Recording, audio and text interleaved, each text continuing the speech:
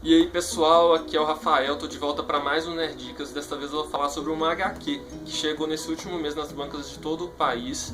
Ela foi lançada pela Panini Comics. É o título Os Fabulosos Vingadores, A Sombra Vermelha. Esse encadernado reúne as 5 primeiras edições da revista americana Uncanny Avengers. Essas edições foram escritas pelo Rick Remender, que já escreveu outros títulos da Marvel, como por exemplo a Uncanny X-Force. Está escrevendo atualmente essa fase que está sendo publicada no Brasil do Capitão América. Essas edições, as 4 primeiras, foram desenhadas pelo John Cassaday.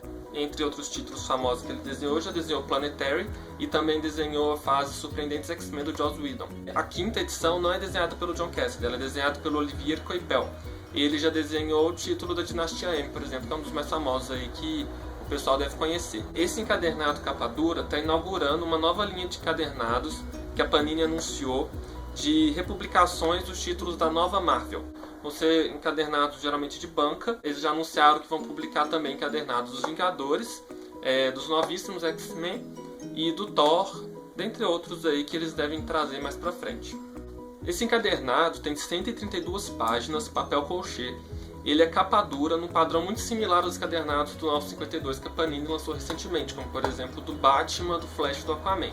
A diferença entre eles é só que não existe nenhum tipo de aplicação em verniz na capa sobre a arte, e também em comparação com os Marvel Deluxe, não existe nenhuma aplicação de hot stamp, por exemplo, no título, com um papel brilhante, assim, ou seja, é uma capa lisa, mas que eu achei que tem um visual muito bacana.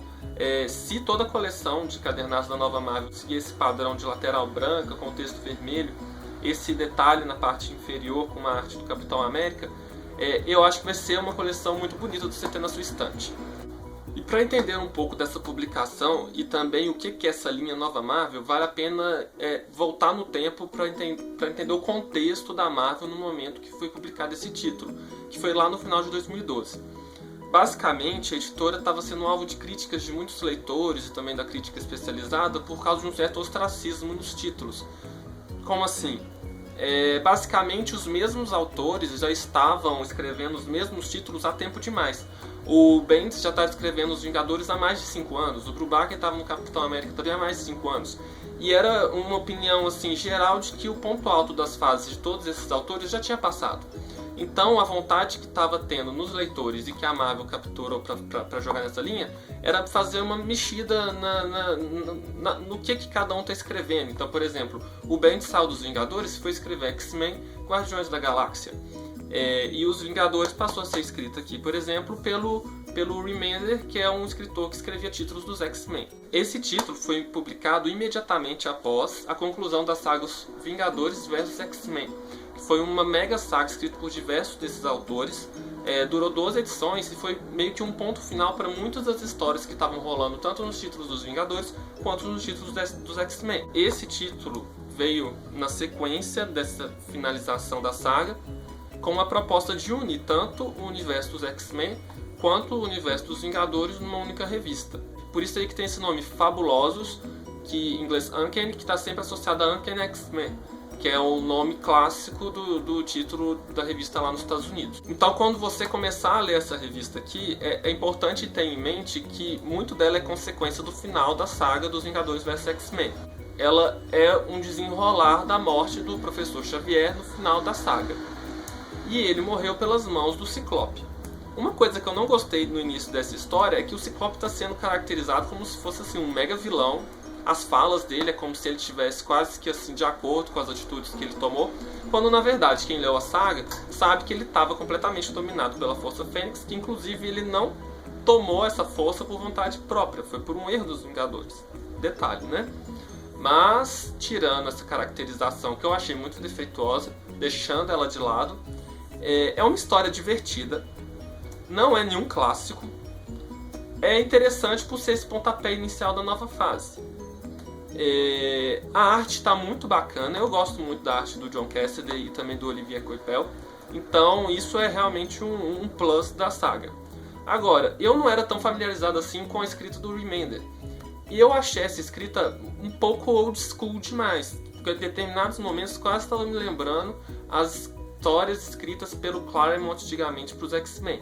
Em que sentido? Uma das coisas que eu acho mais legais nesses quadrinhos mais modernos é que existe uma espécie de síntese entre a escrita e a arte. Ou seja, o autor não precisa escrever tanto texto assim nas páginas, porque o desenhista já tem todo o espaço agora, com as técnicas modernas e tudo mais também, para expressar o que o autor está querendo dizer, mas por meio da arte dele. O John Cassaday é craque nisso. Quem leu o run dele no Surpreendentes X-Men sabe muito bem. Tem uma sequência de perseguição na terceira edição em que uma garota está sendo perseguida por um grupo de pessoas e você consegue ver a expressão de pânico no rosto dela.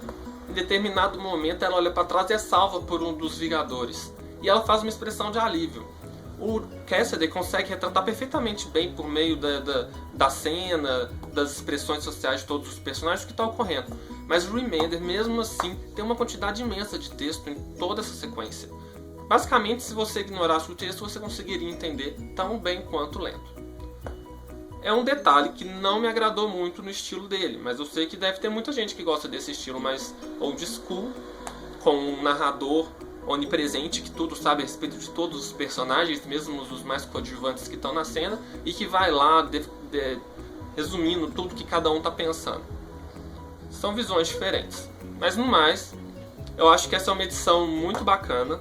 Vale a pena de você ter na sua coleção se você está querendo principalmente iniciar essa linha de cadernados da nova Marvel. Você já pode encontrar aí nas principais bancas do país, também em Comics Shop. Uma coisa que eu achei esquisita é que ainda não está à venda nos sites das grandes livrarias como Saraiva e Fnac.